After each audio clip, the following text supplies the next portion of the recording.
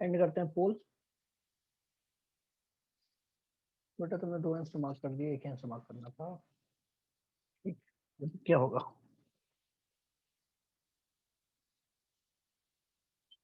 तो power plus 5d है ना। पावर तुम्हारा होता है यानी कि 1/f, वो है तुम्हारा mu minus 1/r1 - 1/r2 mu glass. ठीक है, फिर जब उसको पानी में डिवाइड, तो 1/f डैश कितना होगा? Mu glass divide by mu minus 1, relative index लेंगे हम, इनटू 1/r1 - 1/r2। तो इसकी वैल्यू दी हुई है तुम्हें कितनी? 5। तो इसके लिए कितनी होगी? -1/0.1, -1/1। 100 centimetre is 1 metre. Focal length को हमें ऐसा यूनिट में लिखना है, 1 मीटर में। ठीक है, तो एफ डैश तुम्हारा 1 मीटर हो गया, तो अगला पावर हो गया तुम्हारा 1/1। अब दोनों का रेशियो ले लेंगे, तो mu g minus 1 divide by mu g by mu minus 1 equal to -5 हो जाएगा। अब म्यू जी की वैल्यू डाल दो, 1.5 है, तो 1.5 माइनस 1 कितना होगा? 0.5 is equal to -5 times 1.5 by mu minus 1। Okay, तो -0.1 equal to 1.5 by mu minus 1, तो 1 - 0.1 0.9, तो म्यू तुम्हारा आ जाएगा 1.5 बाय 0.9, तो जाएगा तुम्हारा 5/3। Option B, option B is the correct answer. Okay,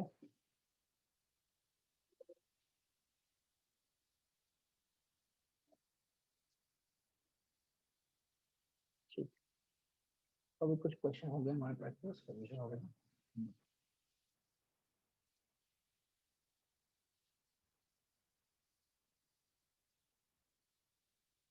अब हम पढ़ेंगे प्रिज्म्स। प्रिज्म्स में क्या होता है? सिंपल है, दो पैरेलल प्लेन्स हैं, ये प्लेन और ये प्लेन हमें ऑब्जर्व करना है, वो दोनों मिलकर लाइट को रिफ्रैक्ट करेंगे। ठीक है, ये जो है ए तुम्हारा है एंगल ऑफ प्रिज्म, लाइट तुम्हारी यहाँ पे आएगी,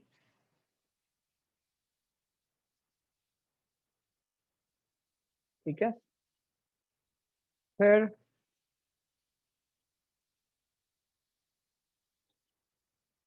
ऐसे जाएगी, तो फाइनली यहाँ पे बाहर निकलेगी।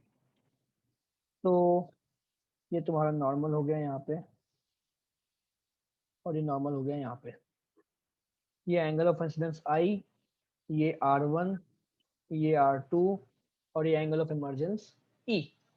ठीक है, तो अब यहाँ पे कुछ प्रॉपर्टीज होती हैं जो मैं पूरा डेरिवेशन नहीं कर रहा हूँ, लेकिन तुम सबको पता है ऑलरेडी, आइडिया दे दूंगा बस।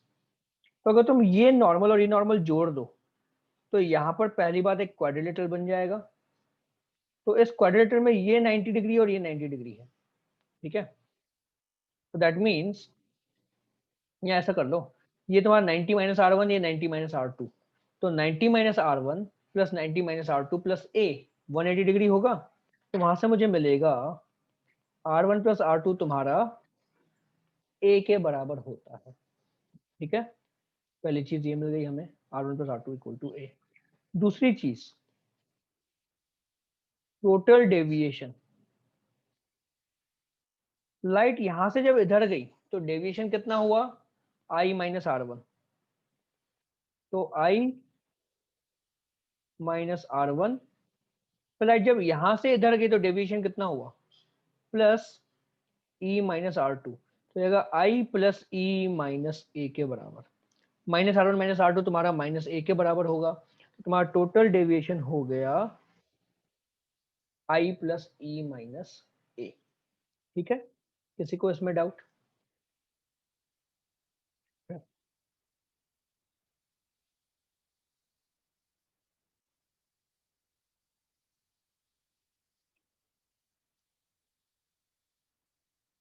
फिर तुम्हारा आता है, अगर हम ग्राफ बनाते हैं डेविएशन का, डेल्टा वर्सेस आई का मैं ग्राफ बनाऊं। तो अब देखो, लाइट ऐसे आके इधर गई तो मुझे डेविएशन डेल्टा मिला।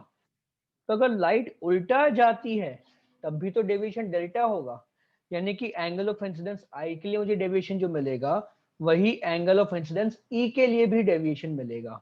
लाइट ऐसे गई तो जो डेविएशन मिला वही मुझे उल्टा आने पे भी मिलेगा। तो एंगल ऑफ इंसिडेंस तुम्हारा आई और ई दोनों पे सेम डेविएशन मिलता है। तो उसका जो ग्राफ बनेगा वो ग्राफ ऐसा बनता है।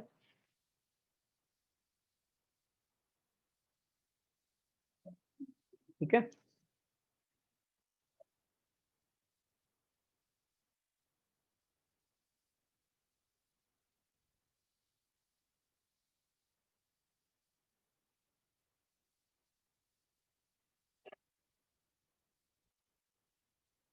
तो ये तुम्हारा 90 डिग्री होगा और ये तुम्हारा आई मिनिमम होगा।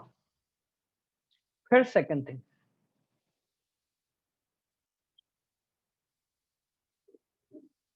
ये तुम्हारा डेल्टा हो गया, तो ये तुम्हारा आई और ये तुम्हारा ई।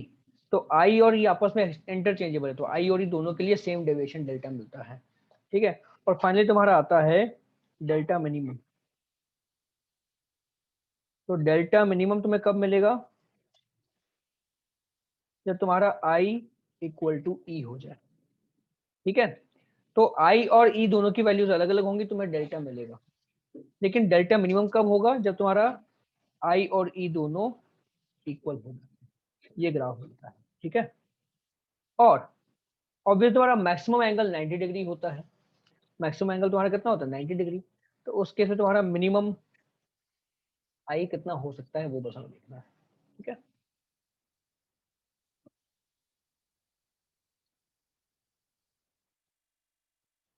तो ये ग्राफ और इसके बेसिस पे क्वेश्चन बन के आते हैं।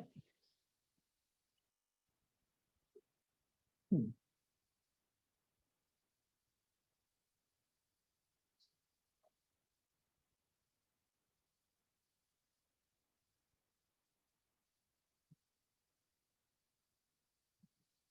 तो पहले हम लिख लेते हैं मिनिमम डेविएशन वाले केसेस देखते हैं उसमें क्या। तो मिनिमम डेविएशन में तुम्हारा आई इक्वल टू ई होता है, तुम्हारा डेल्टा मिनिमम कितना होगा? आई प्लस ई माइनस ए, यानी कि 2i - a। ठीक है, तो मुझे यहां से आई कितना मिला? डेल्टा मिनिमम प्लस ए बाय। ठीक है, और तुम्हारा R1 equal to R2 equal to a/2 होगा। फिर तुम्हारा साइन आई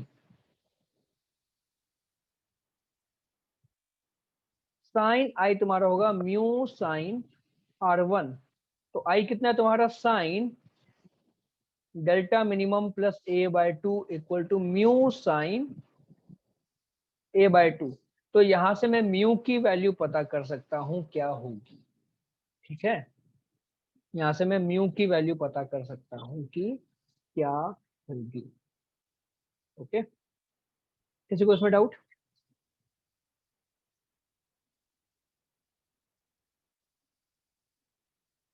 मैं जस्ट 1 मिनट में आया।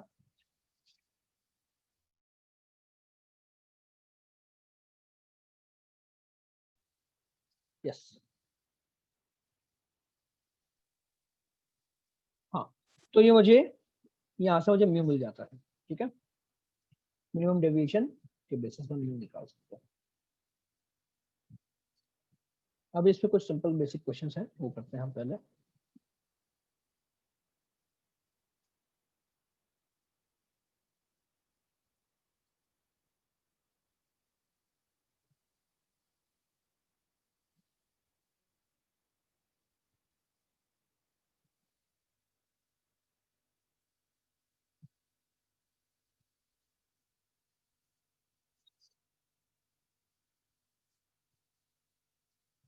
ये बताओ।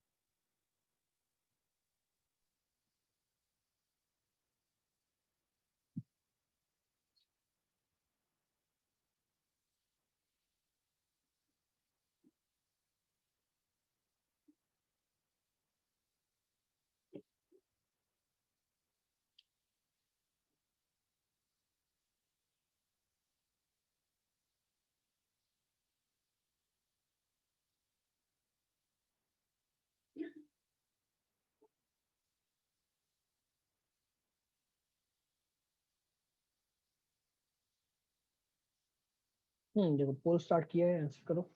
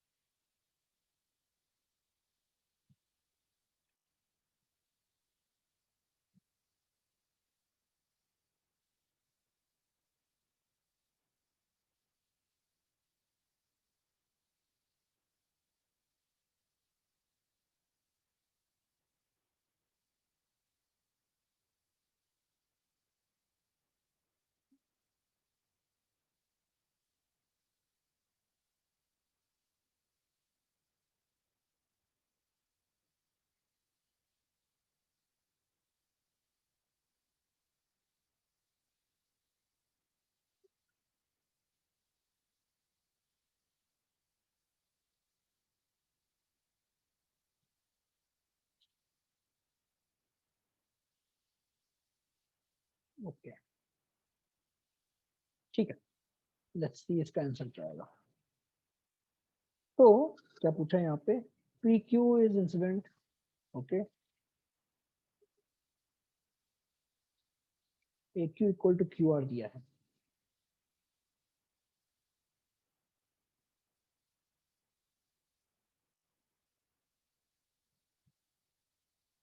ठीक है, देखो ये दोनों इक्वल हैं, मतलब क्या हुआ, तुम्हारा angle A Q R equal to angle A R Q, वो दोनों 60 डिग्री हो जाएंगे। तुम्हारा आर वन क्या आएगा, 90 माइनस 60 यानी कि 30 डिग्री, और तुम्हारा आर टू भी वही होगा। तो आर वन आर टू दोनों की वैल्यू मिल गई मुझे। अभी मुझे आई निकालना है, तो sine i equal to mu sine r one. तो म्यू तुम्हारा कितना दिया यहाँ पे, √3 दिया है, और साइन 30 तो ये तुम्हारा √3/2। तो आई तुम्हारा आ गया 60 डिग्री। ठीक है, और ये तुम्हारा ई के बराबर भी होगा क्योंकि r one equal to r two है, तो आई इक्वल टू ई। तो तुम्हारा डेविएशन हो जाएगा आई प्लस ई माइनस ए, यानी कि 60 प्लस 60 माइनस 60, तो 60 डिग्री इज द डेविएशन। तो angle, sorry, option A is the correct answer. ठीक है, ऑप्शन ए तुम्हारा करेक्ट आंसर हो जाएगा। समझ में आया? ये 60 और ये दोनों साइड्स बराबर हैं, दैट मीन्स ये दोनों एंगल भी बराबर होंगे, तो वो 60 60 हो जाएंगे, बेसिक ज्योमेट्री। ओके, तो ये 60 मिल गया, तुम्हारा एंगल ऑफ रिफ्रैक्शन 30 हो जाएगा। इधर भी एंगल ऑफ रिफ्रैक्शन 30 हो जाएगा। मुझे एंगल ऑफ रिफ्रैक्शन मिल गए 30 डिग्री। फिर मैंने एंगल ऑफ इंसिडेंस आई निकाल लिया स्नेल्स लॉ लगा के, मुझे आई और ई 60 डिग्री मिले। फिर डेविएशन तुम्हारा होगा आई प्लस ई माइनस ए, यानी कि 60 प्लस 60 माइनस 60, यानी कि 60 डिग्री। ठीक, सिंपल क्वेश्चन था। अभी एक क्वेश्चन ट्राई करो, मस्त वाला है, थोड़ा डिफिकल्ट है। ओके, क्वेश्चन में से डायरेक्टली बता के सॉल्व कर लेता हूँ मैं, इसमें वेट नहीं करूँगा। तो मुझे आई दिया हुआ है 53 डिग्री, ई दिया हुआ है 37 डिग्री, ठीक है। Now when i equal to 50 degree then e will be what?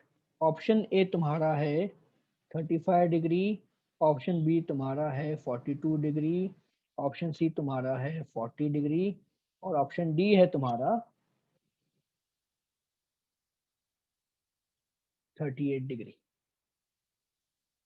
इसके बेसिस पे मतलब ऑब्वियसली हम प्रिसाइज आंसर नहीं निकाल सकते, लेकिन अगर हमें ऑप्शन दिए हों तो उन ऑप्शन में से हम सिलेक्ट कर सकते हैं कौन सा करेक्ट होना चाहिए। तो ये कैसे होगा समझो, थोड़ा डिफिकल्ट कॉम्प्लिकेटेड क्वेश्चन है, ध्यान से समझो। सबसे पहले तुम्हारा तो ग्राफ बनाओ।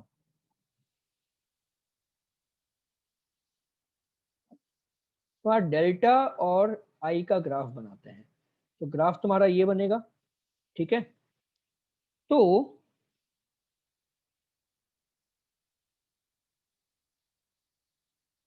जब तुम्हारा आई 53 ई 37 है तो तुम्हारा ये 53 डिग्री आई है और ये 37 डिग्री तुम्हारा ई बन गया, है ना। अब मैंने आई को 50 किया, तो अगर मैं आई को 50 बनाता हूं, अगर आई इक्वल टू 50, तुम्हारा ई कितना होना चाहिए? तो ऑब्वियसली तुम्हारा ई जो है 37 से ज्यादा होगा। तो यहाँ पे 37 से ज्यादा मेरे पास 3 ऑप्शन है, तो कौन सा ऑप्शन सिलेक्ट करूं? पहली बात इतना समझ में आ गया कि तुम्हारा डेविएशन और एंगल ऑफ इंसिडेंस का मैंने ग्राफ बनाया। तो जब आई 53 ई 37 है, तो जब आई 50 होगा तो ई तुम्हारा 37 से बड़ा होगा। इसमें कोई डाउट किसी को?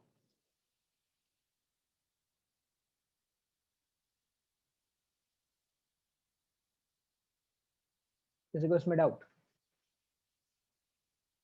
अब एक चीज और समझो, डेल्टा टू तुम्हारा डेल्टा वन से छोटा है क्या? Delta two is smaller than delta one. तो I two plus E two minus A smaller than I one plus E one minus A, है ना। तो मेरे पास आई टू कितना है? आई टू कितना है मेरे पास? 50।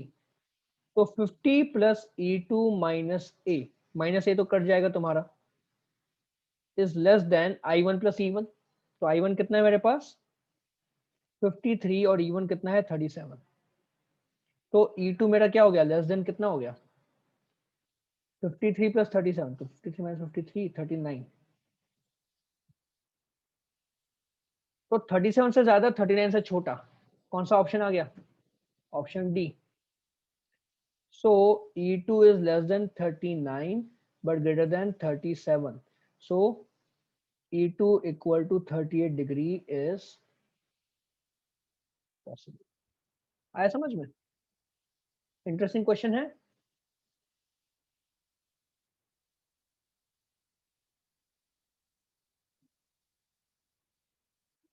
क्या किया हमने? ये I1 और E1 है, तो ये तुम्हारा I2 और E2 होगा।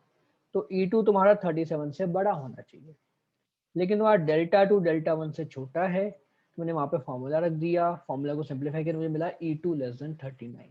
तो 37 और 39 के बीच में एक ही ऑप्शन है, डी। ठीक है, ये हो गया आंसर। फिर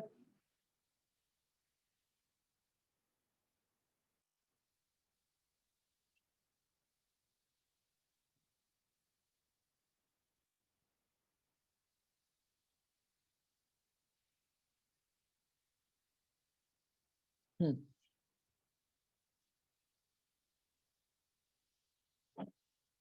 तो क्वेश्चन ऐसा है कि for a prism delta minimum तुम्हारा दिया है 38 डिग्री, ठीक है। तो व्हेन डेल्टा इज 44 डिग्री, तो उन्होंने दिया है आई इक्वल टू 42 डिग्री और 62 डिग्री। तो calculate I for minimum deviation, यानी कि बेसिकली जब तुम्हारा डेविएशन मिनिमम है 38 डिग्री, उस समय एंगल ऑफ इंसिडेंस कितना होगा ये पता करना है। बताओ आंसर। तो इसके मैं ऑप्शन देता हूँ, 45 डिग्रीज, 49 डिग्रीज, 40 डिग्रीज और 55 डिग्री। आंसर पोल स्टार्ट करता हूँ मैं, और 2 मिनट में सबको पोल के लिए।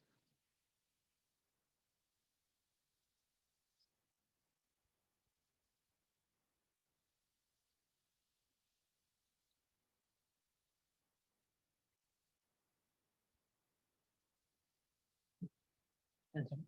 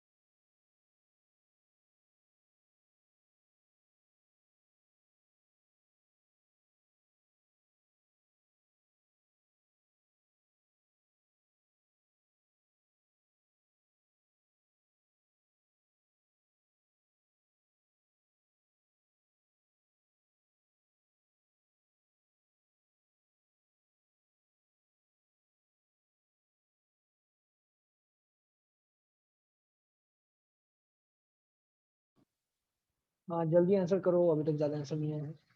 30 सेकंड और देता हूँ, सोचो। डिफिकल्ट नहीं है।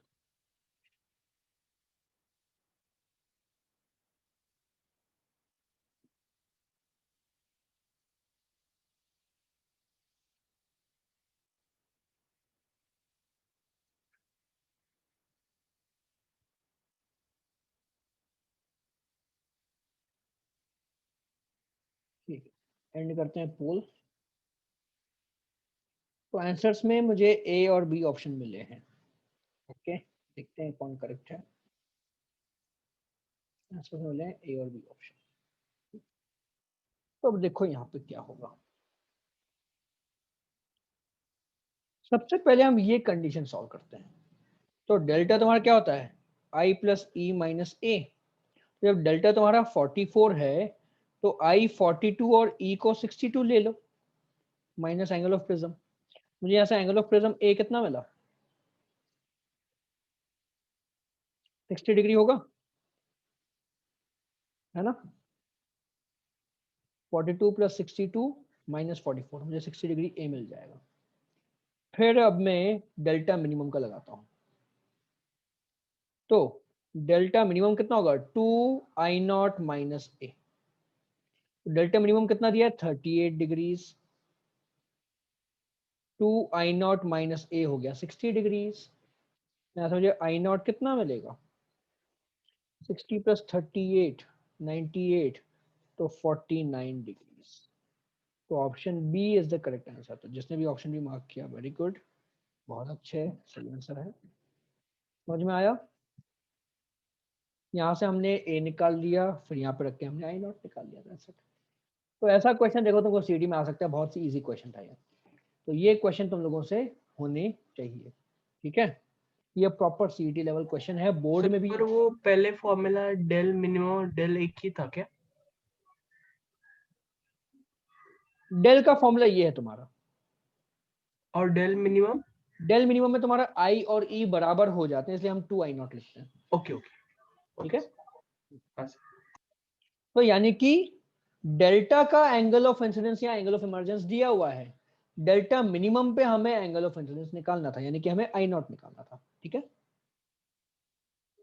ये क्वेश्चन प्रॉपर बोर्ड लेवल पे है, सीईटी लेवल पे है, और जेई मेंस में भी ये पूछ सकते हैं इस टाइप का, तो होना चाहिए। ठीक है, चलो तो प्रिज्म की तुम्हारी बेसिक प्रैक्टिस तो हो चुकी है।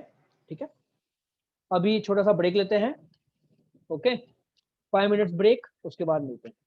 40 हुआ है, 12:45 पे मिलते हैं सब। ठीक है, ब्रेक, किसी को वॉशरूम वगैरह जाना है, होके आ जाओ फटाफट, और किसी को डाउट हो तो पूछो।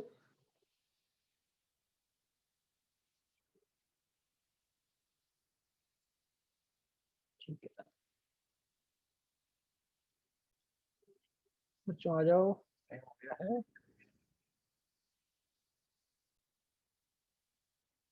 ठीक, तो अभी प्रेजेंट तुम्हारा बेसिक हो गया, अभी हम आते हैं थिन प्रेजेंट पे।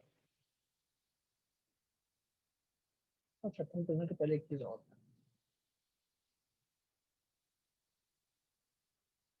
Condition for your emergence.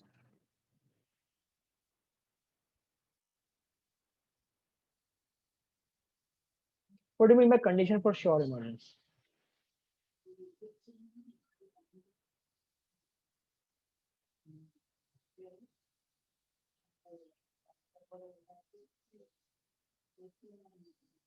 मतलब ये हुआ कि मैं यहाँ पे लाइट अगर इंसिडेंस हो रही है, ठीक है, तो रिफ्रेश होके बाहर आनी चाहिए, चाहे एंगल ऑफ इंसिडेंस कुछ भी हो। ओके, तो for all values of I less than equal to 90 degree and greater than equal to 0 degree, okay, E light should come out, light should come out.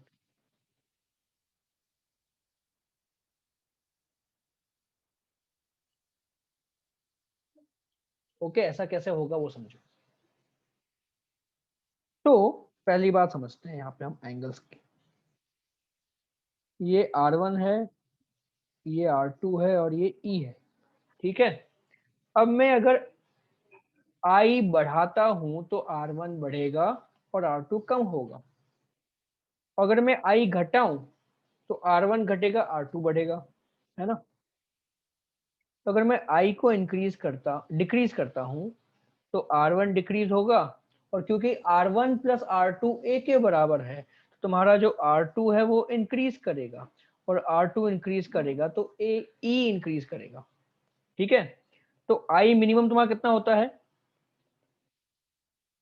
0 degree ले लेंगे, और E जो है तुम्हारा वो less than equal to 90 degree होना चाहिए, यानी कि यहाँ पे कभी भी टोटल इंटरनल रिफ्लेक्शन नहीं होना चाहिए। ओके, और दैट मीन्स क्या, तो जो R2 है वो less than equal to critical angle रहना चाहिए। ठीक है, तो समझते हैं। तो जब तुम्हारा I मिनिमम 0 होगा तो उस समय R1 भी 0 होगा, यानी कि उस समय R2 तुम्हारा A के बराबर होगा। ओके, और R2 तुम्हारा less than equal to critical angle, यानी कि A less than equal to critical angle ले लो। That's it. तो ये तुम्हारी कंडीशन फॉर श्योर इमरजेंस, यानी कि एंगल ऑफ प्रिज्म होगा तुम्हारा क्रिटिकल एंगल से छोटा है, तो उस केस में लाइट बाहर हमेशा निकलेगी, लाइट कभी प्रिज्म के अंदर नहीं रहेगी। ये समझ में आया? ठीक है, दोबारा समझते हैं। आई कम करोगे तो R1 कम होगा, तो R2 बढ़ेगा, E बढ़ेगा। अब मिनिमम आई कितना है तुम्हारा, 0, तो मिनिमम आई 0 मतलब उसमें R1 भी 0 होगा। और R1 0, तो तुम्हारा R2 A के बराबर होगा। और R2 अगर तुम्हारा क्रिटिकल एंगल से कम है तो टोटल इंटरनल रिफ्लेक्शन नहीं होगा, दैट मीन्स A तुम्हारा less than equal to critical angle होना चाहिए। ठीक है, इतना सा कॉन्सेप्ट है condition for sure emergence.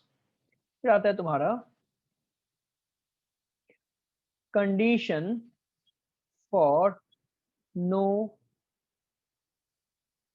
Emergence, है ना। ये कैसे होगा तुम्हारा, यानी कि लाइट तुम्हारी इधर गई, फिर इधर आई, फिर यहां से वापस रिफ्लेक्ट हो गई। ओके, तो for all values of I less than equal to 90 and greater than equal to 0, तुम्हारा TIR occurs at second surface। Okay, ऐसा कब हो सकता है, ऐसा कब हो सकता है, this is possible when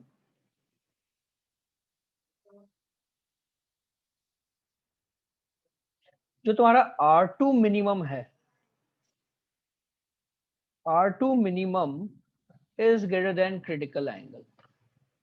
okay, तो तुम्हारा मिनिमम R2 क्रिटिकल एंगल से बड़ा है तो सारे R2 क्रिटिकल एंगल से बड़े होंगे तो TIR होगा, है ना। तो ये R2 मिनिमम कब मिलेगा, तो व्हेन I मैक्सिमम होगा तुम्हारा 90 डिग्री, ठीक है, तो R1 तुम्हारा हो जाएगा क्रिटिकल एंगल के बराबर, और फिर तुम्हारा हो जाएगा R2 मिनिमम, R2 उसमें तुम्हारा हो जाएगा मिनिमम, होगा तुम्हारा 90 degree, sorry A minus R1, यानी कि A माइनस IC होगा। ओके, तो R2 मिनिमम तुम्हारा greater than equal to IC, यानी कि A minus IC greater than equal to IC, यानी मुझे क्या मिला, A greater than equal to 2IC। तो अगर तुम्हारा एंगल ऑफ प्रिज्म 2IC से बड़ा है तो लाइट कभी बाहर नहीं निकलेगी, अगर एंगल ऑफ प्रिज्म IC से कम है तो लाइट हमेशा बाहर निकलेगी। समझ में आ गया सबको, okay.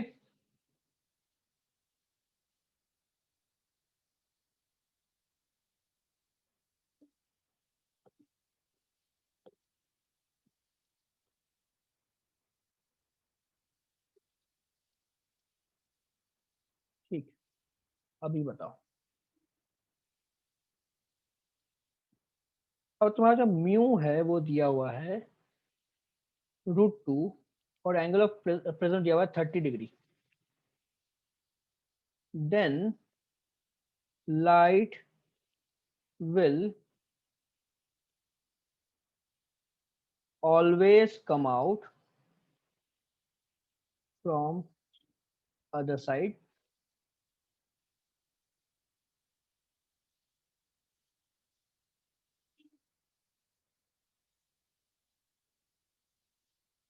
never come out for others from other side, C may come out from other side। बताओ क्या ऑप्शन करेक्ट आएगा,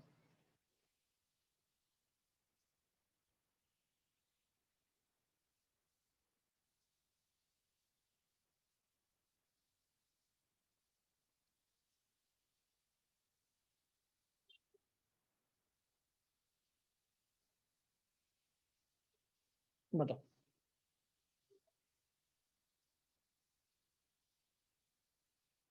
1 मिनट दे रहा हूँ, सिंपल क्वेश्चन है, 3 ऑप्शन है, कोई एक मार्क।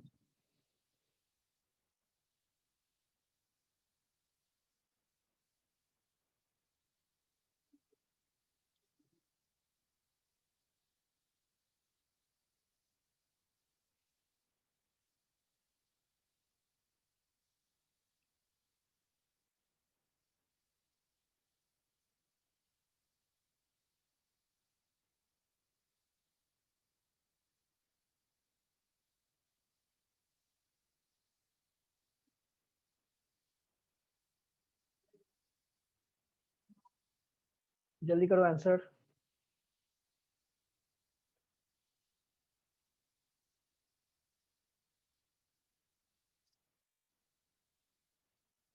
एंड कर रहा हूँ पोल, किसी को करना है आंसर। देखो सिंपल है, हमारे यहाँ पे क्रिटिकल एंगल कितना होगा, साइन आई सी 1/μ होता है, यानी कि 1/√2। तो क्रिटिकल एंगल तुम्हारा 45 डिग्री हो गया। और तुम्हारा जो ए है वो लेस देन क्रिटिकल एंगल है, दैट मीन्स लाइट हमेशा बाहर आएगी। सो ऑप्शन ए तुम्हारा करेक्ट आंसर होगा। ठीक है,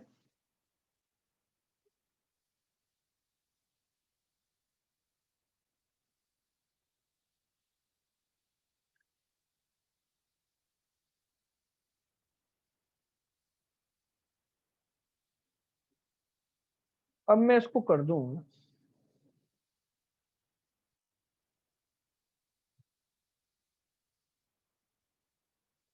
टू कर देता हूँ, और ये तुम्हारा 70 डिग्री है।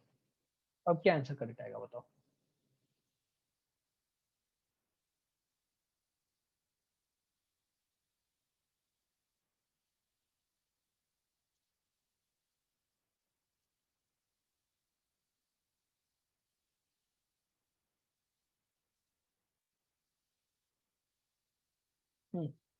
पोल लॉन्च किया है, आंसर करो, 1 मिनट दे रहा हूँ।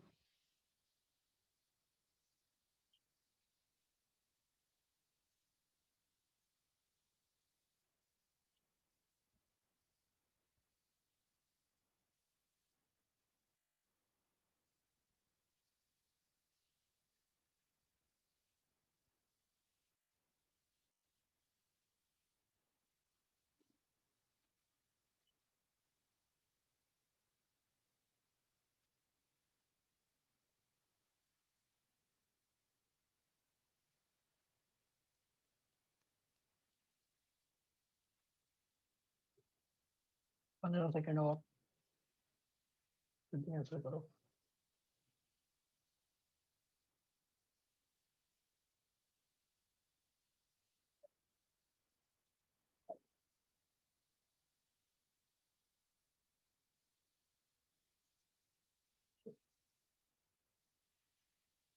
तो आंसर बी आया इसका करेक्ट आंसर, वेरी गुड। तुम्हारा साइन आई सी 1/μ यानी कि 1/2, तो आई सी तुम्हारा हो गया 30 डिग्री। तो तुम्हारा ए क्या है, ग्रेटर देन 2 IC है, तो इसलिए ऑप्शन बी करेक्ट आंसर होगा, it will never come out. Okay, चलो फिर तुम्हारा आगे ट्राई करते हैं। अभी अगेन म्यू तुम्हारा 2 है, फिर तुम्हारा 50 डिग्री है, बताओ।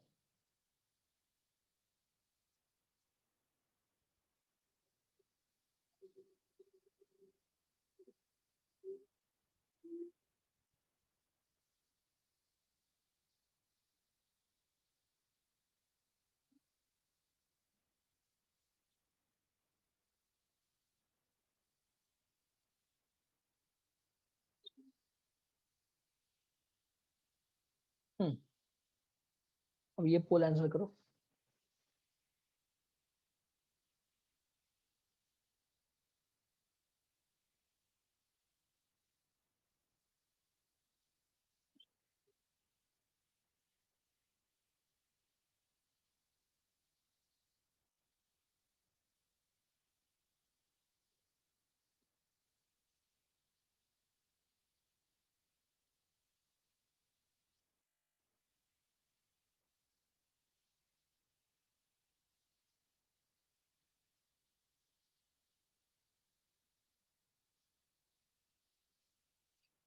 बताओ जल्दी आंसर क्या होगा।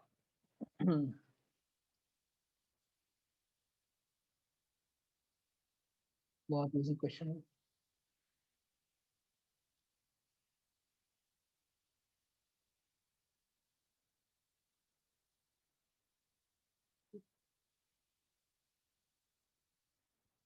तो अभी तुम्हारा अगेन क्रिटिकल एंगल तुम्हारा 30 डिग्री होगा। तुम्हारा जो ए है वो 2 IC से कम लेकिन IC से ज्यादा है। तो अगर आईसी से कम होता तो हमेशा बाहर आती, अगर 2 IC से बड़ा होता तो कभी बाहर नहीं आता, लेकिन अभी वो क्योंकि उनके बीच में है तो कुछ एंगल के लिए लाइट बाहर निकलेगी, कुछ एंगल के लिए नहीं निकलेगी। Okay, so light will emerge for some values of I। तो इसलिए ऑप्शन सी तुम्हारा करेक्ट हो जाएगा। ओके, अभी तो अगर तो मैं म्यू लिखता हूं 2 है और एंगल ऑफ प्रिज्म तुम्हारा 50 डिग्री है। ठीक है, 50 कर देते हैं या 45 कर देते हैं। Calculate range of I for which light will emerge from other side। बताओ। तो इसमें मैं तुमको पोल नहीं दे रहा हूँ, इसमें तुम्हें प्रॉपर आंसर करना है वैल्यूज क्या चाहिए। अगर IC और 2IC के बीच में है तो I की रेंज क्या होगी, सो दैट लाइट में इमर्ज।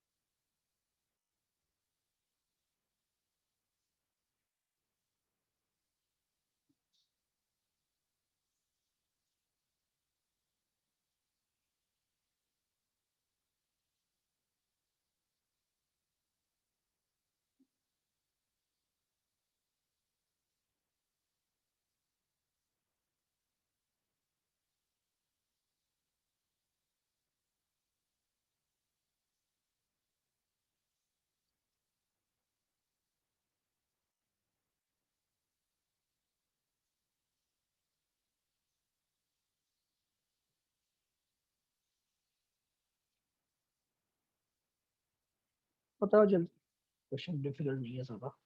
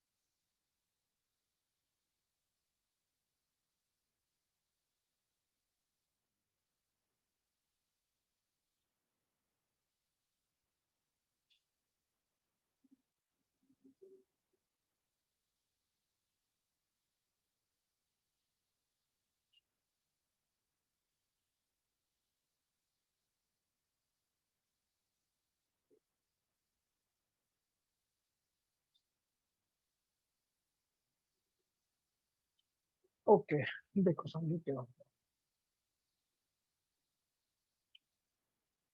तुम्हारा जो एक एंगल आएगा लाइट का, जिसके लिए जो सामने से निकलेगी वो 90 डिग्री में बाहर निकलेगी। ठीक है, और दूसरा तुम्हारा एंगल क्या होगा, मतलब basically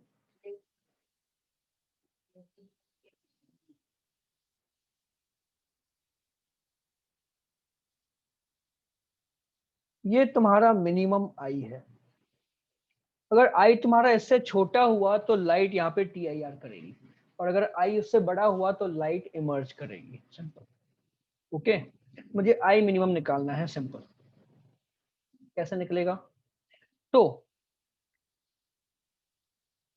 when I equal to i minimum, तुम्हारा E कितना है 90 डिग्री, तो R2 तुम्हारा क्रिटिकल एंगल के बराबर होगा, और क्रिटिकल एंगल तुम्हारा यहाँ पे आएगा 30 डिग्री। तो R1 कितना हो गया तुम्हारा A माइनस R2 यानी कि 45 माइनस 30 यानी कि 15 डिग्री। मुझे R1 मिल चुका है, करेक्ट। फिर मैं sine i minimum equal to लिखूंगा म्यू साइन R1। तो साइन आई मिनिमम हो जाएगा तुम्हारा, म्यू कितना है 2 साइन 15 डिग्री। और साइन 15 डिग्री का मुझे फॉर्मूला याद नहीं है, तुम लोगों को शायद याद होगा। हम्म, चलो फिर भी कैलकुलेट में ऐसे ही कर लेता हूँ कैलकुलेट।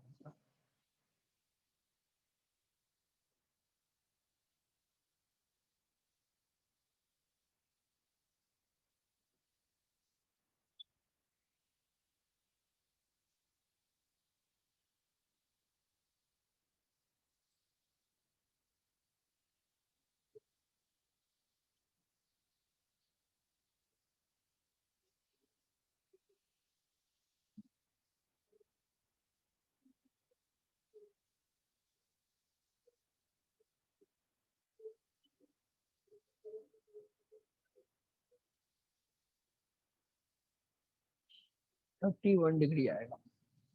इसको अगर हम सॉल्व करेंगे तो मुझे आई मिनिमम मिलेगा 31 डिग्री।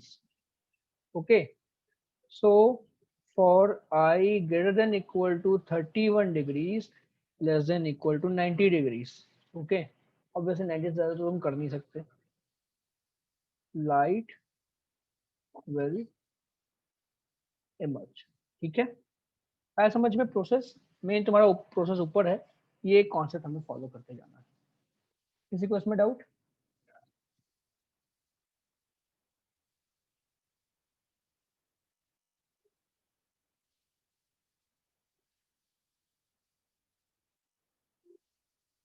राइट, बढ़े आगे। ठीक, तो ये हो गया तुम्हारा श्योर इमर्जेंस, नो इमर्जेंस, और फिर angles of range of emergence क्या होगी। अभी हम आते हैं थिन प्रिज्म पे। थिन प्रिज्म क्या होता है? Prism with a very small. और हम स्मॉल एंगल जनरली किस रेंज में काउंट करते हैं?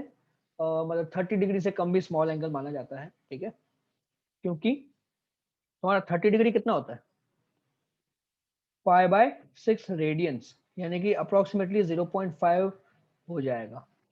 और साइन 30 तुम्हारा कितना होता है? वो एग्जैक्टली 0.5 होता है। तो अप्रोक्सीमेटली दोनों बराबर है ना, तो हम लगभग 30 डिग्री तक स्मॉल एंगल मान सकते हैं। ठीक है, तो ये तुम्हारा कॉन्सेप्ट हो गया मिनिमम, सॉरी थिन प्रिज्म का। थिन प्रिज्म मतलब ए इज वेरी स्मॉल। तो उस केस में अब समझो क्या होगा।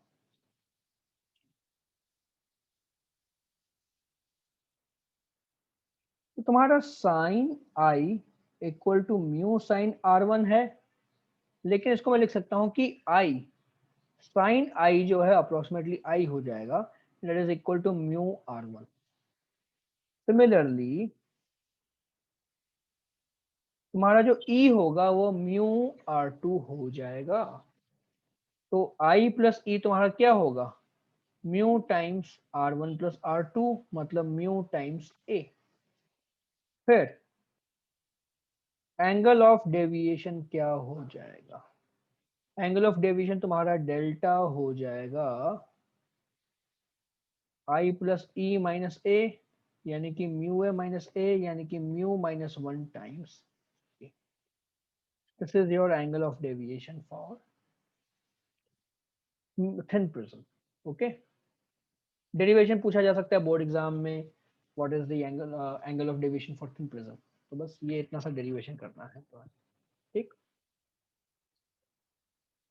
एंगल ऑफ डेविएशन क्या बनेगा तुम्हारा? Mu -1 times.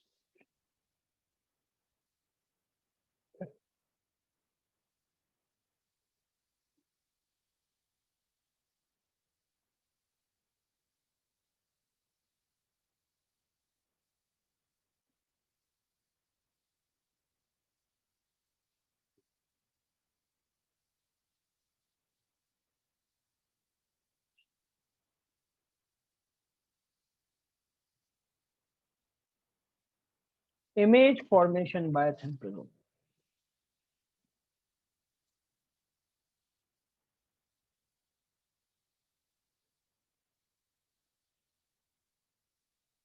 तो ये तुम्हारा थिन प्रिज्म है, ठीक है। और यहाँ पर तुम्हारा ऑब्जेक्ट रखा हुआ है, ये डिस्टेंस जो है x है, ठीक। फिर लाइट तुम्हारी निकलेगी ऑब्जेक्ट से, तो कैसे जाएगी? सपोज को मैंने एक लाइट को सीधे भेजा, तो वो डेविएट करेगी लगभग, है ना। मैं डेविएशन एक ही सरफेस से दिखाया, ऑल्दो दोनों सरफेस से हो रहा है, पर मैं डेविएशन एक ही सरफेस से दिखा रहा हूँ। तो ये तुम्हारा एंगल ऑफ डेविएशन डेल्टा, ठीक है। इसी तरह मैं दूसरी लाइट भेजूंगा,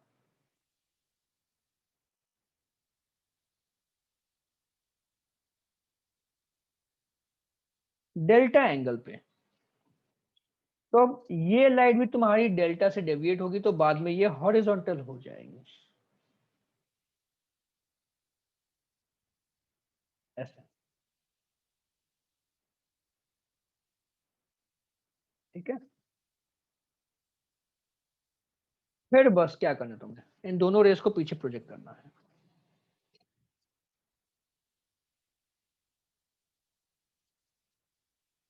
तो ये बन गया तुम्हारी इमेज, ठीक है।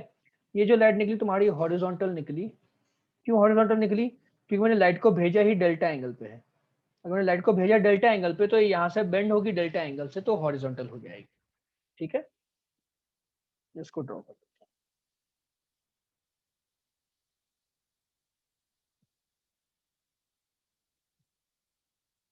तो ये एंगल भी डेल्टा, ठीक। तुम्हारी इमेज बनेगी यहाँ पे, और इमेज की हाइट होगी h। तो अब मैं h कैसे पता करूं, h की वैल्यू क्या होगी? तो ये तुम्हारा ट्राइंगल देखो, तो ये h है ना, या फिर ये ट्राइंगल देख लो। इस ट्राइंगल में तुम्हारा ये h है और ये x है, तो तुम्हारा h कितना होगा, x इंटू टेन डेल्टा, जो कि अप्रोक्सीमेट तुम्हारा होगा x डेल्टा के बराबर। यानी कि h तुम्हारा हो जाएगा x टाइम्स, क्या था तुम्हारा, म्यू माइनस वन ए था या ए माइनस वन था?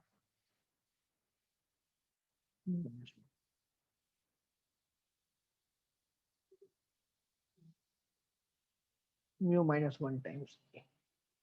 तो इतने हाइट पे ऑब्जेक्ट से इतना ऊपर तुम्हारी इमेज बनेगी, आया समझ में,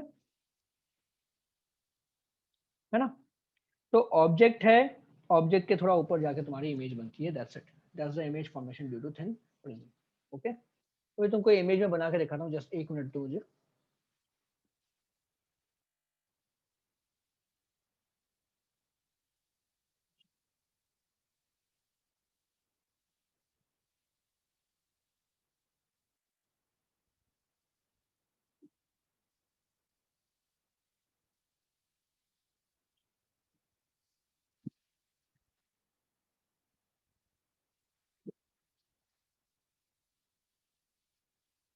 तो फिर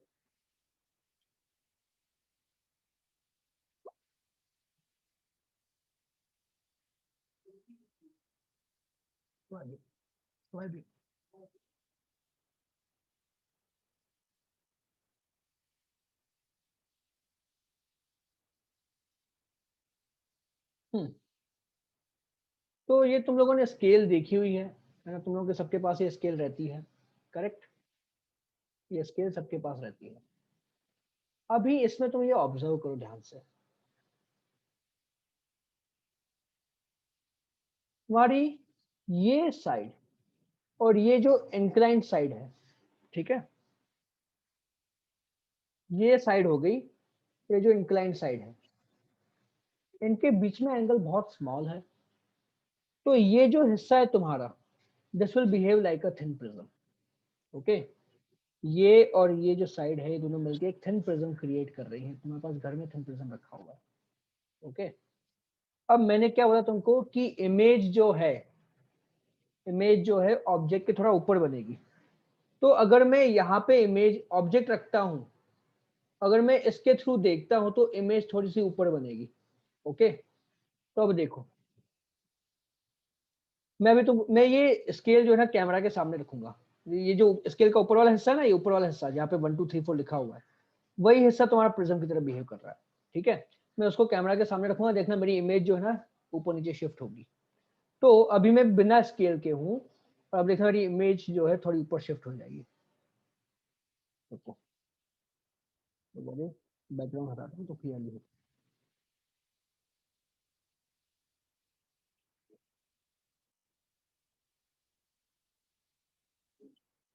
राइट, तो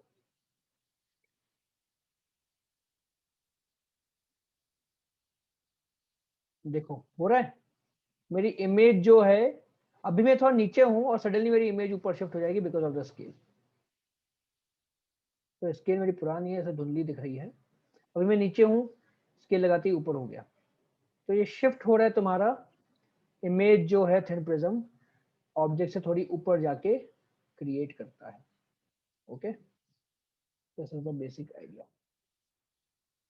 ऑलराइट, तो वैसे बात ऐसी नहीं कि सिर्फ थिन प्रिज्म करता है, रेगुलर तुम्हारा मोटा प्रिज्म भी इमेज क्रिएट करेगा थोड़ा ऊपर में, बट थिन प्रिज्म में थोड़ा इजी एक्सप्लेन। हमारे पास घर में ये अवेलेबल है, मतलब तुमको कुछ अलग से खरीदने की जरूरत नहीं है थिन प्रिज्म के। ओके,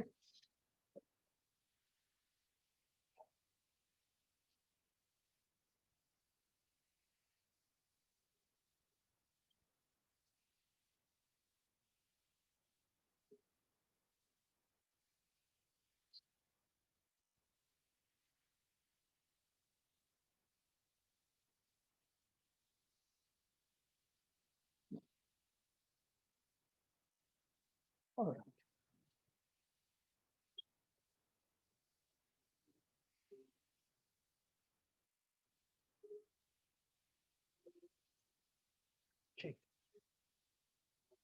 थिन प्रिज्म क्लियर है।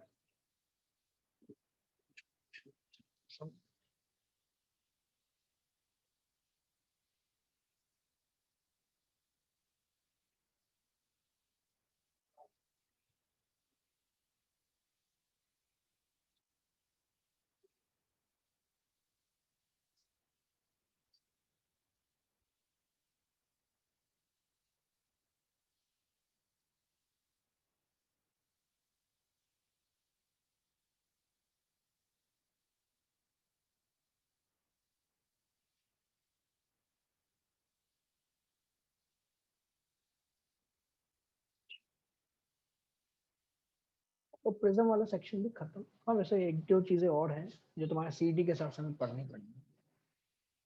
बोर्ड के हिसाब से तो खत्म सिलेबस रे ऑप्टिक्स का तुम्हारा, मतलब ये रिफ्लेक्शन और रिफ्रैक्शन। बट सीईटी में पूछा जा सकता है, तो ये चीज पढ़ानी पड़ेगी। क्या है वो चीज? वो है तुम्हारा डिस्पर्जन विदाउट डेविएशन और डेविएशन विदाउट। तो डिस्पर्जन ऑफ, तो तुम्हारा जो रिफ्रैक्टिव इंडेक्स होता है म्यू, वो होता है A plus B by lambda square. A और बी कोई पॉजिटिव कांस्टेंट्स हैं, तो अलग अलग वेवलेंथ का रिफ्रैक्टिव इंडेक्स अलग अलग होगा। तो लैम्डा के साथ तुम्हारा म्यू चेंज। ठीक है, तो दैट्स व्हाई वी हैव कि हर एक कलर का तो है क्योर बनता है तुम्हारा।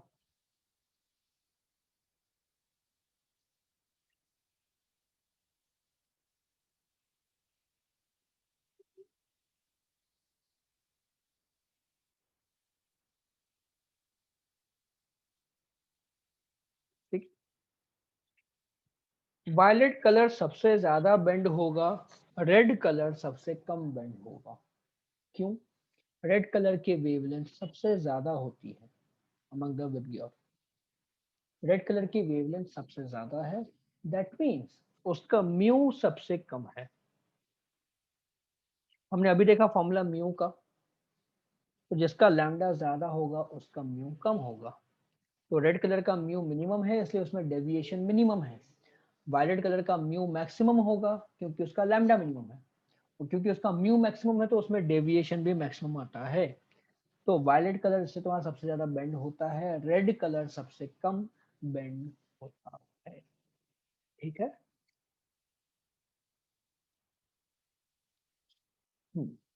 तो फॉर थिन प्रिज्म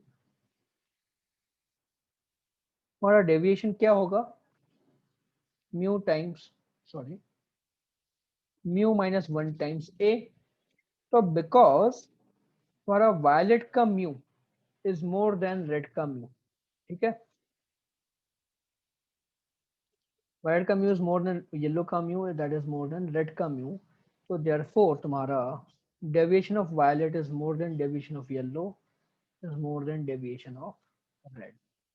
ठीक है।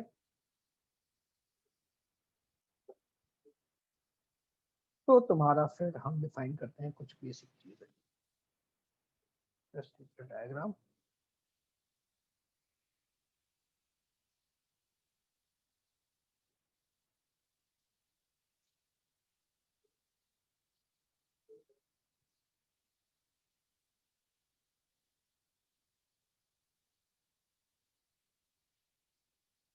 तो अभी हमारा एंगुलर डिस्पर्शन क्या है, angle between red colour and violet colour, वो होता है तुम्हारा एंगुलर डिस्पर्शन। ठीक है, angle between red and violet. ठीक है, थीटा, मैं उसको थीटा को क्या लिख सकता हूँ, delta violet minus delta red लिख सकते हैं। तो डेल्टा वायलेट क्या होगा तुम्हारा, mu we minus 1 times A minus mu R minus 1 times A. मुझे यहाँ से थीटा मिलेगा mu we minus mu R times A. तो मुझे एंगुलर डिस्पर्जन मिल गया फॉर थिन प्रिज्म। ठीक है, this is the formula for thin prism. Okay,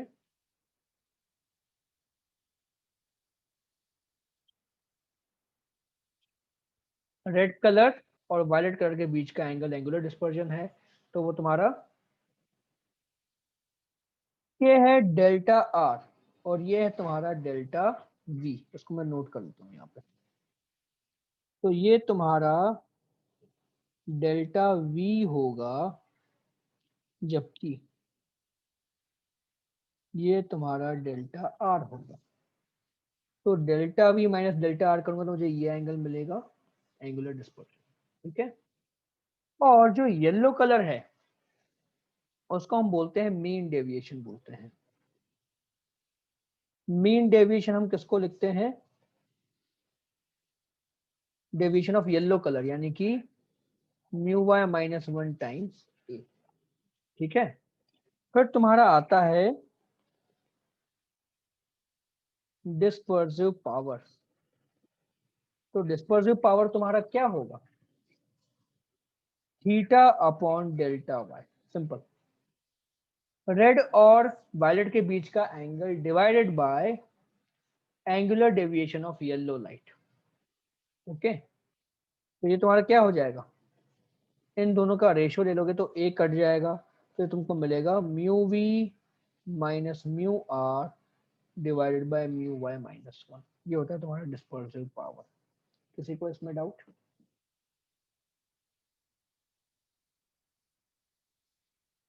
तीन डेफिनेशन है हमारे पास, एंगुलर डिस्पर्जन, मीन डेविएशन और डिस्पर्सिव पावर। मीन डेविएशन तो सिंपल है, हम येलो कलर को मीन डेविएशन लेते हैं। ठीक है, उसको मीन क्यों लेते हैं, क्योंकि वो स्पेक्ट्रम के एग्जैक्टली बीच में लाई करता है। स्पेक्ट्रम तुम्हारा जो उसके बीच में तुम्हारा येलो कलर होगा। ठीक, तो ये हो गया तुम्हारा डिस्पर्सिव पावर।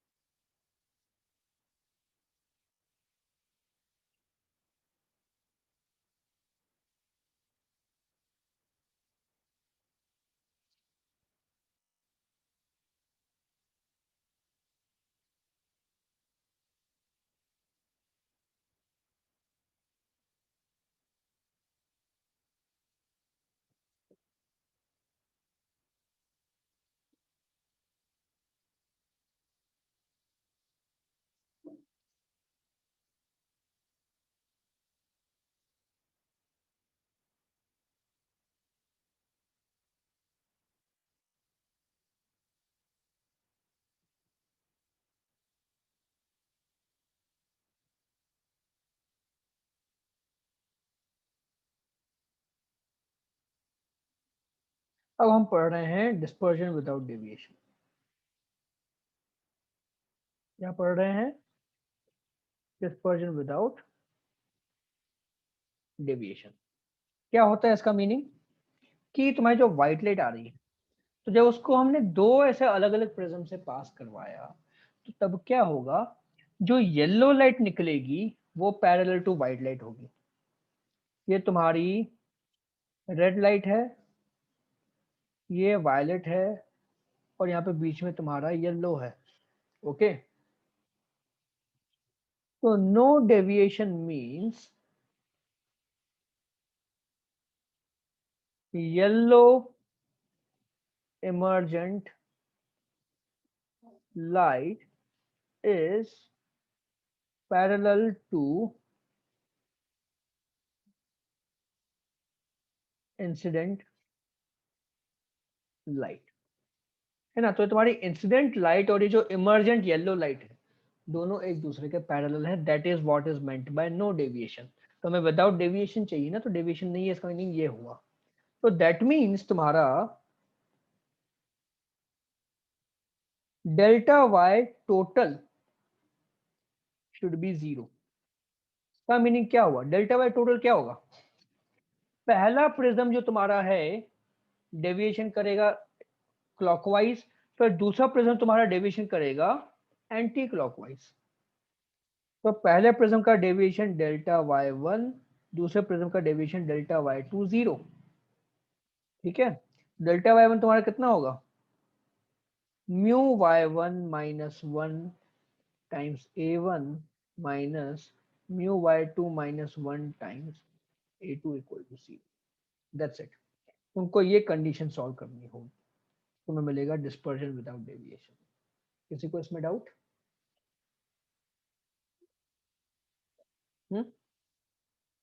पहले प्रिज्म ने क्लॉकवाइज डेविएशन किया, दूसरे प्रिज्म ने एंटी क्लॉकवाइज डेविएशन किया, तो इसमें दोनों को सब्ट्रैक्ट कर रहा हूँ। ठीक है, दोनों को मैंने सब्ट्रैक्ट किया, वो सब्ट्रैक्शन मुझे जीरो करना है। That's it. ठीक है,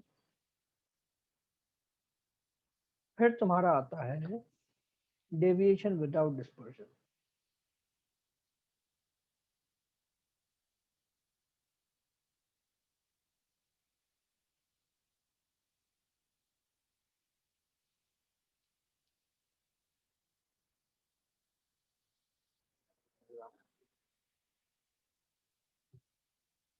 ये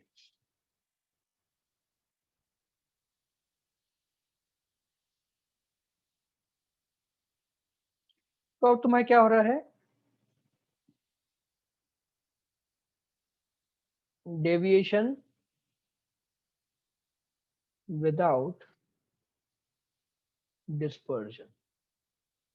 तो विदाउट डिस्पर्जन मतलब हम डिस्पर्जन नहीं चाहिए, मतलब सारे कलर तुम्हारे पैरेलल होने चाहिए। ठीक है, एक दूसरे के। No dispersion means the emergent colors are parallel to each other। तो तुम्हें याद होगा हमने एंगुलर डिस्पर्जन कैसे डिफाइन किया था? एंगुलर डिस्पर्जन तुम्हारा था रेड और वायलेट के बीच का जो एंगल बनेगा वो एंगुलर डिस्पर्जन है। तो अगर ये दोनों रेड और वायलेट एक दूसरे के पैरेलल हैं, तो उनके बीच का एंगल क्या हो जाएगा? जीरो। अगर रेड और वायलेट पैरेलल हैं तो उनके बीच का एंगल हो जाता है zero. Okay, that means delta red, sorry, delta violet minus delta red, जो तुम्हारा थीटा है वो तुम्हारा जीरो होना चाहिए। तो अब डेल्टा वायलेट मुझे कैसे मिलेगा? Delta v one minus delta v two minus delta r one minus delta r two, इसको हमें जीरो करना है। ठीक है, तो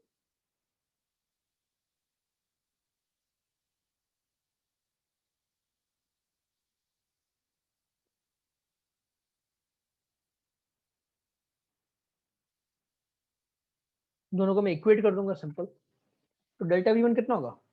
mu v one minus one times a one minus mu V2 minus 1 times A2 is equal to mu R1 minus 1 times A1 minus mu R2 minus 1 times A2। ठीक है, तो तुम या तो मटेरियल चेंज कर दो, उससे भी हो सकता है, या एंगल ऑफ प्रिज्म चेंज कर दो, उससे भी पॉसिबल है। तो तुमने अगर दो अलग अलग प्रिज्म लिए, ठीक है, जिनका एंगल ऑफ प्रिज्म अलग अलग है, you can obtain the zero dispersion. ठीक है, so this is your basic idea in deviation without dispersion और डिस्पर्शन विदाउट डेविएशन। डिस्पर्शन विदाउट डेविएशन में हमें डेविएशन जीरो चाहिए येलो कलर का, और डेविएशन विदाउट डिस्पर्शन में हमें क्या चाहिए कि रेड और वायलेट दोनों एक दूसरे के पैरेलल होने चाहिए। ठीक, तो ये तुम्हारा प्रिज्म खत्म पूरा। ओके,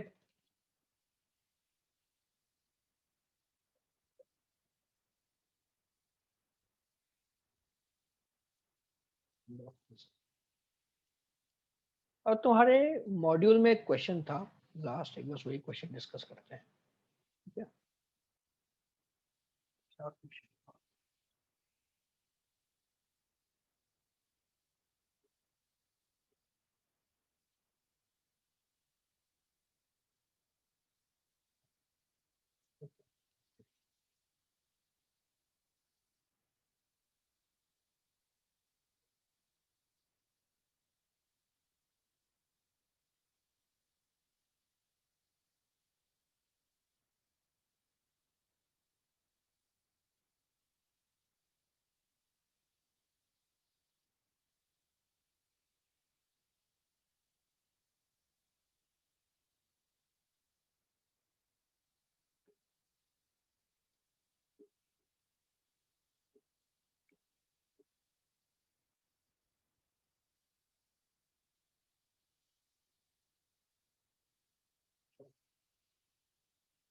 क्वेश्चन क्या बोल रहा है कि यहां से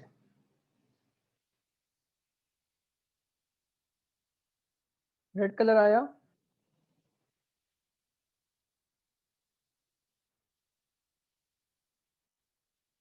रेड ग्रीन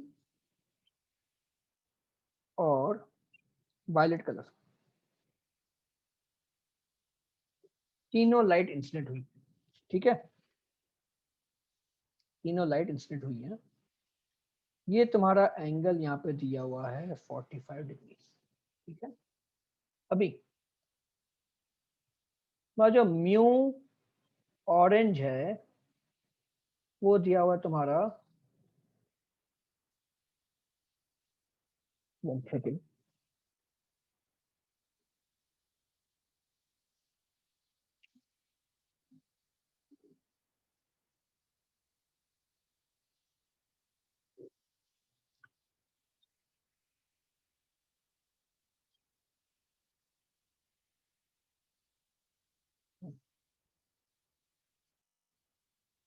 म्यू ऑरेंज तुम्हारा यहाँ पे दिया हुआ है, that is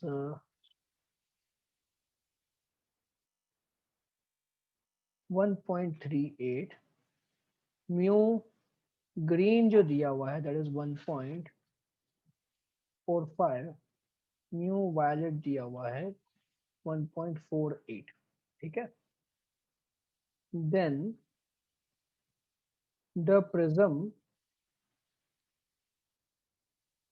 then what happens, option तुम्हारा दिया है green and orange together, violet separates, violet colour अलग हो जाएगा। ऑप्शन बी दिया है तुम्हारा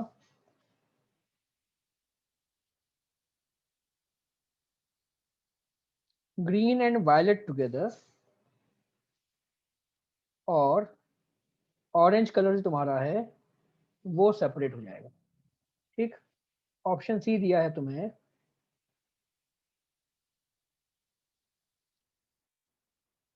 ऑल टुगेदर, नो सेपरेशन। ठीक है, नो सेपरेशन।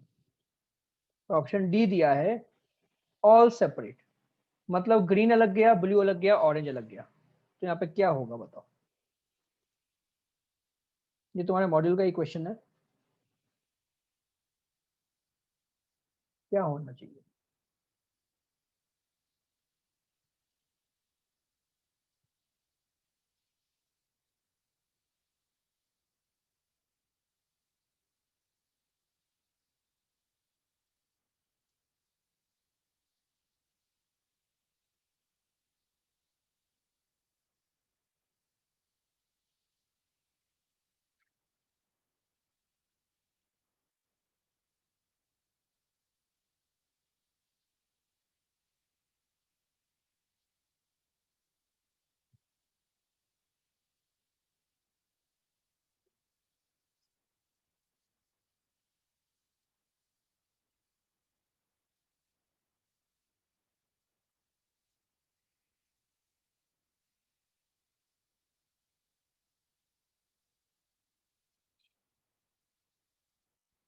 देखो पोल चालू किया है, आंसर करो।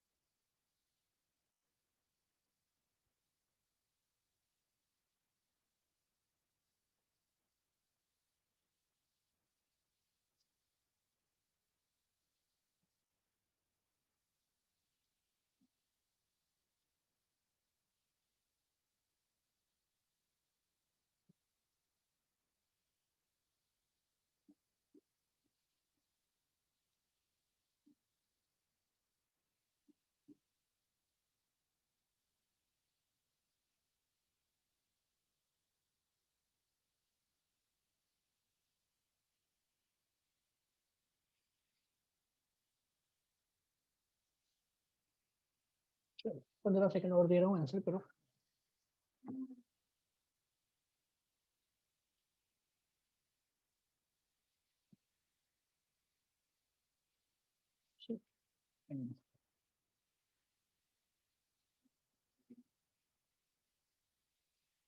सिर्फ दो लोग आंसर कर पाए, एक ने ऑप्शन ए दिया है, एक ने ऑप्शन बी दिया है। Let's see. देखो यहाँ पे होगा क्या, एंगल ऑफ इंसिडेंस तीनों का सेम है। अगर मैं यहाँ पे नॉर्मल बनाता हूँ तो ये एंगल ऑफ इंसिडेंस तीनों का क्या होगा, 45 डिग्री। एंगल ऑफ इंसिडेंस तुम्हारा जो है वो 45 डिग्री है। अभी अगर तुम्हारा angle of incidence critical angle से ज्यादा है तो टी आई आर होगा, अगर angle of incidence critical angle से कम है तो टी आई आर नहीं होगा। तो फॉर टी आई आर तुम्हारा sine I should be greater than 1/μ होना चाहिए, यानी कि sine 45 degree should be greater than 1/μ, यानी कि 1/√2 शुड बी ग्रेटर देन 1/μ, यानी कि for T I R mu should be greater then √2। तो √2 तुम्हारा क्या होता है, 1.414।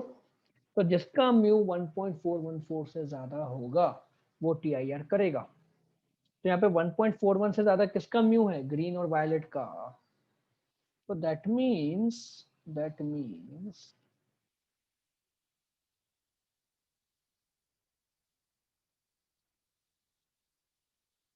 okay, so green and violet will reflect. Okay, reflect हो जाएंगे वो। तो यानी यहाँ पे क्या होगा, तुम्हारा ऑरेंज कलर बाहर आएगा, जबकि ग्रीन और वायलेट रिफ्लेक्ट हो जाएंगे।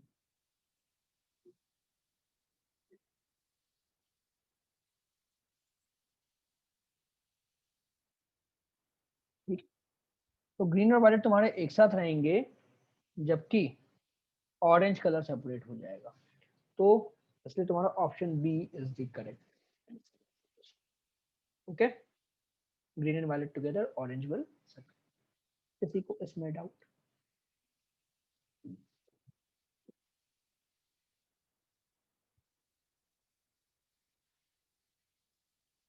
ओके,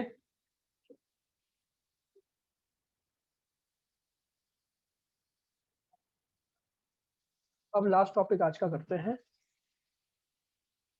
डिफेक्ट्स ऑफ आई। ठीक है, डिफेक्ट्स ऑफ आई में क्या आएगा, हम दो ही डिफेक्ट डिस्कस करेंगे, हाइपरमेट्रोपिया और दूसरा है तुम्हारा मायोपिया। देखो, लंबा नाम है ये,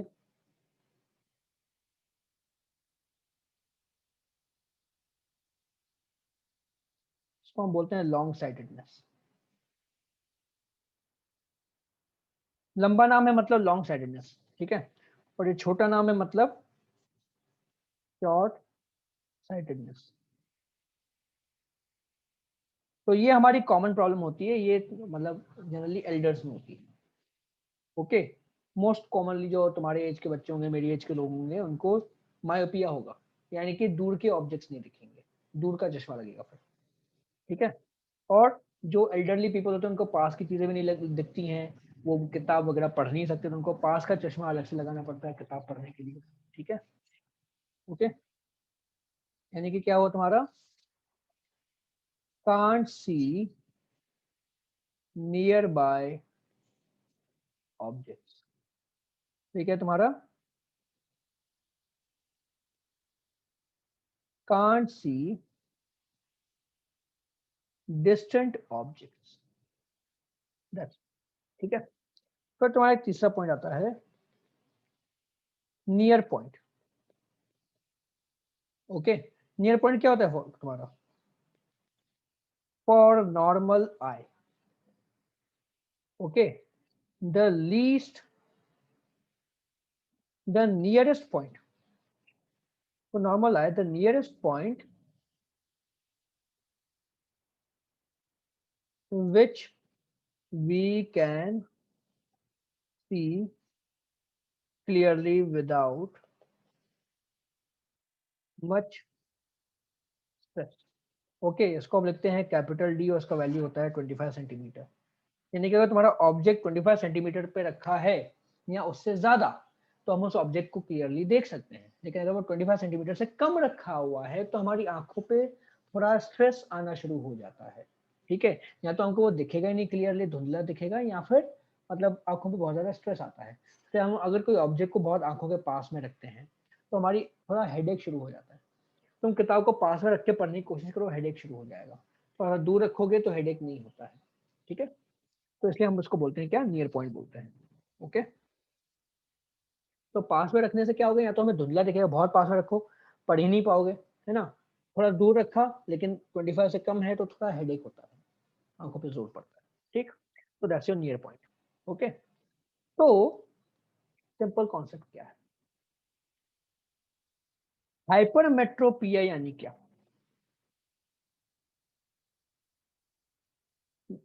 नियर बाय ऑब्जेक्ट्स को देख नहीं सकता है, तो दैट मीन्स का जो नियर पॉइंट है हैज इंक्रीज्ड। मतलब उनको 25 सेंटीमीटर पे भी बराबर नहीं दिखता है। सपोज को उसका नियर पॉइंट अभी हो गया 30 सेंटीमीटर, ओके। तो यानी कि 25 सेंटीमीटर के ऑब्जेक्ट को उसको अगर देखना है तो उसको चश्मा लगाना पड़ेगा, है ना। नॉर्मल ह्यूमन बीइंग, नॉर्मल आई 25 सेंटीमीटर पे देख सकता है, लेकिन ये बंदा 25 सेंटीमीटर पे नहीं देख सकता। 30 पे रखा है, 40 पे रखा है, तब वो देख पाएगा। ठीक है, आया समझ में? सो दिस इज द पॉइंट। और मायोपिया में क्या होता है तुम्हारा? हा मग तेव्हा तुझा नव्हता ना, माझा नव्हता ना त्याच्यावर। आज किती बच्चे पढ़ाई में ध्यान नहीं दे रहे हैं, टाइम पास कर रहे हैं, मूवी नहीं चल रही यहाँ पे बच्चों।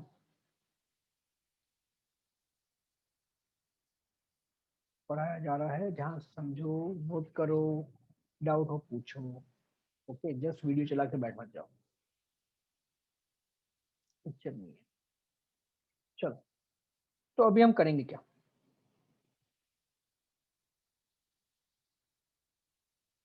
सबसे पहले हम हाइपरमेट्रोपिया देखते हैं।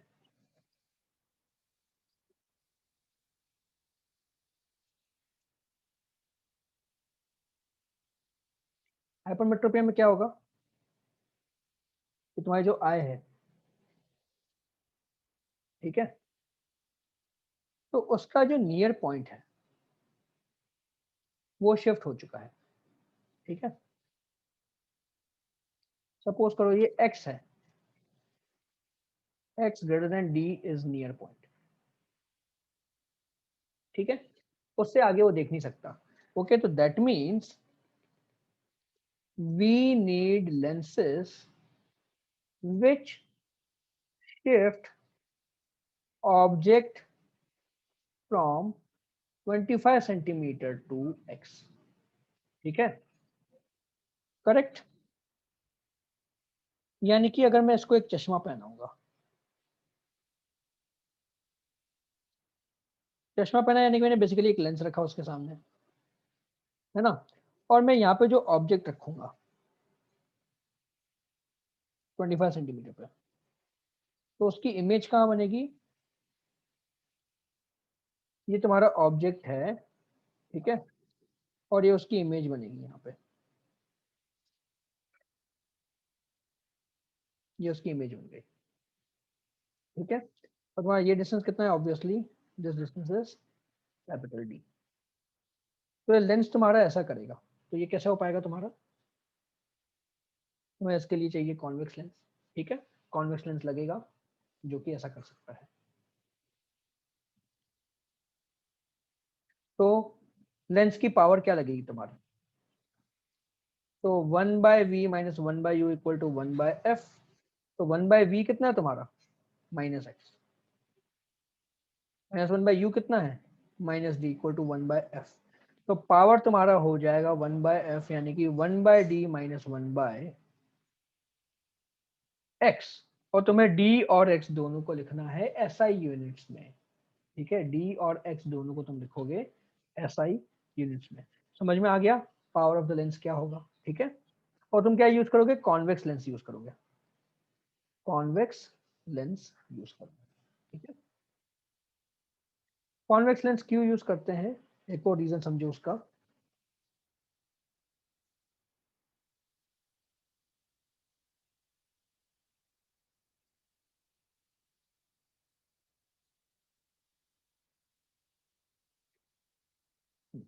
ये डायग्राम कॉपी।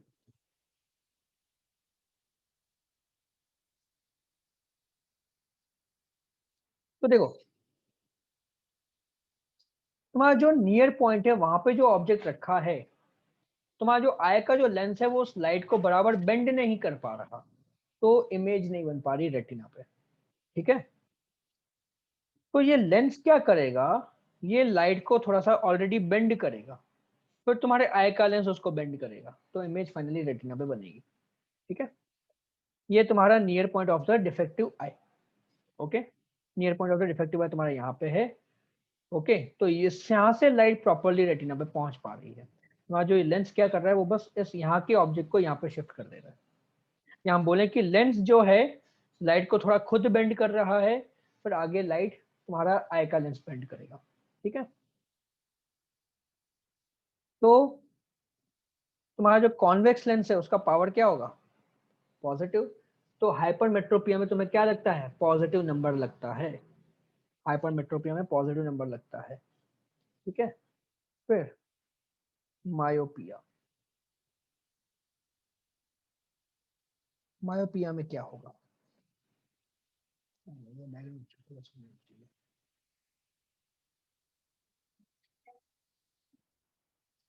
चलो बाद में आता है।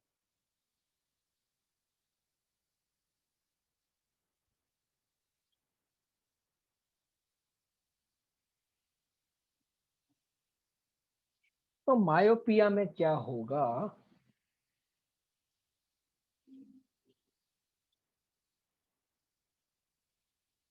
ये तुम्हारी आई है,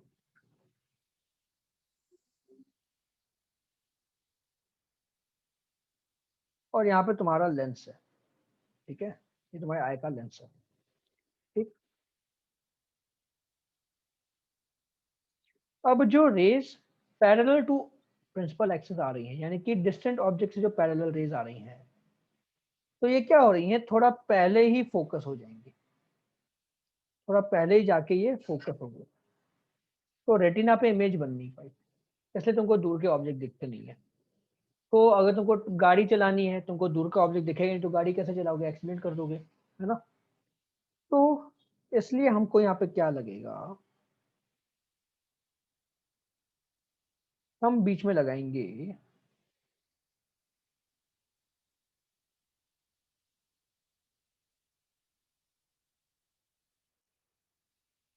एक डाइवर्जिंग लेंस लगाते हैं।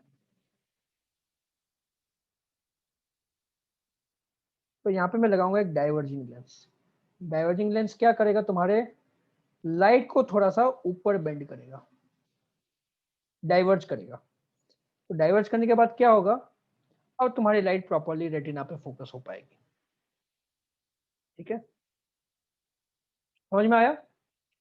तुम्हारा जो लेंस है, आंख का जो लेंस है, वो कुछ ज्यादा ही डाइवर्ज कन्वर्जन कर रहा है ना, वो लाइट को कुछ ज्यादा ही कन्वर्ज कर दे रहा है। तुम्हारा जो ये लेंस क्या करेगा, वो लाइट को डाइवर्ज करेगा, ताकि फिर लेंस उसको प्रॉपरली कन्वर्ज कर सके। ठीक है,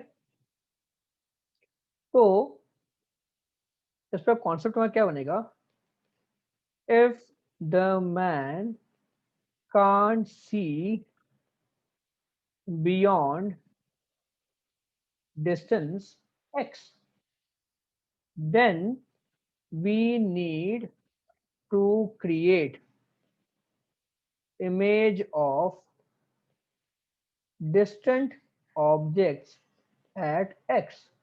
यानी कि मेरा u जो है माइनस इन्फिनिटी हो जाएगा, और v जो है माइनस एक्स हो जाएगा। तो 1/v minus 1/u equal to 1/f। वहां पावर क्या होगा, 1/f, यानी कि 1/-x। दैट्स इट, ये तुम्हारा पावर हो गया, आया समझ में। ठीक है, तो लाइट बेसिकली कहाँ पे आएगी, यहां से आएगी।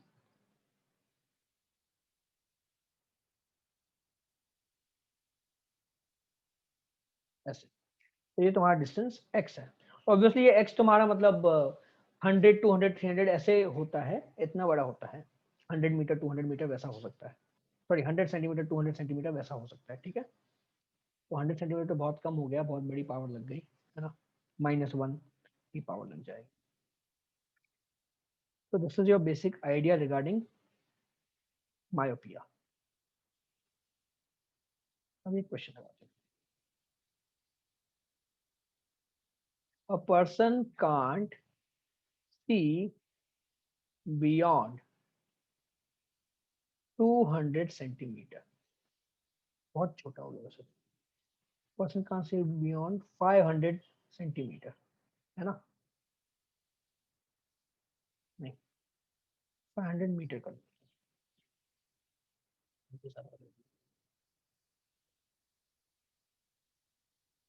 बियॉन्ड 5 मीटर अगर है, तो बियॉन्ड 5 मीटर कर देता है। What power of, is recommended. बताओ।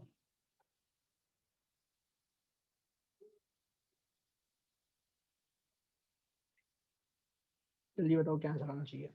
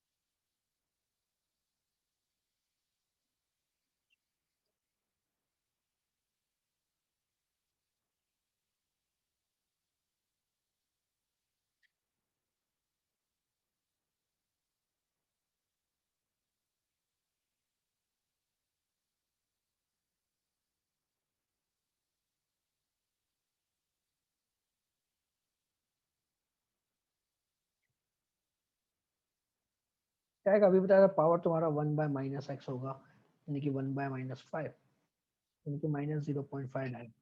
That's it. ओके।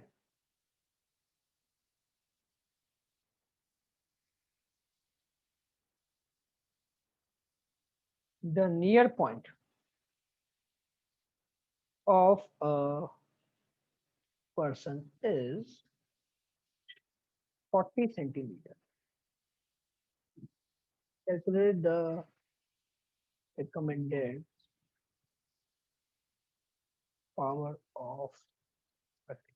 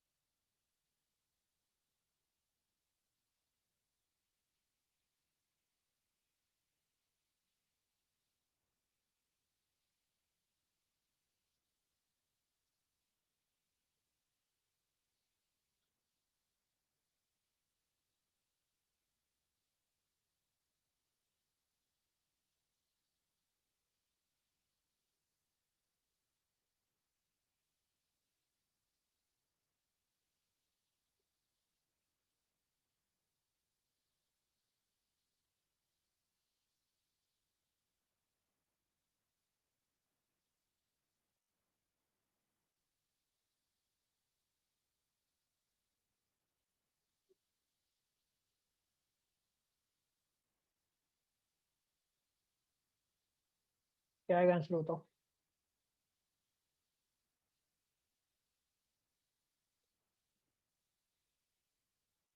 तुम्हारा u जो है ऑब्जेक्ट कहाँ पे है, -25 सेंटीमीटर पे, और इमेज मुझे उसकी कहाँ बनानी है, -40 सेंटीमीटर।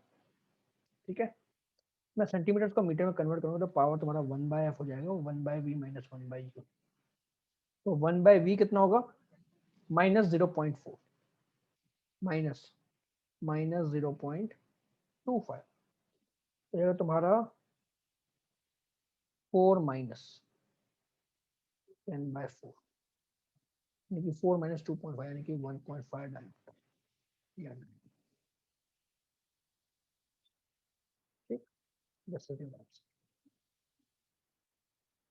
तो तुम्हारा ऑब्जेक्ट नियर पॉइंट पे रखा हुआ है -25 सेंटीमीटर, उसकी हमें इमेज क्रिएट करनी है -40 सेंटीमीटर पे, ताकि जो पर्सन है वो उस ऑब्जेक्ट को रीड कर पाए प्रॉपरली। तो this is what we have to do. Clear? ठीक, तो आज की क्लास यही खत्म करते हैं। नेक्स्ट क्लास में हम ऑप्टिकल इंस्ट्रूमेंट्स पढ़ेंगे या फिर वेव ऑप्टिक्स से स्टार्ट करेंगे, देखता हूँ मैं, क्योंकि ऑप्टिकल इंस्ट्रूमेंट में रिजॉल्विंग पावर जो है वो वेव ऑप्टिक्स के थ्रू ही पढ़ाया जाता है। तो लेट्स सी। ठीक, फिलहाल कोई डाउट किसी को?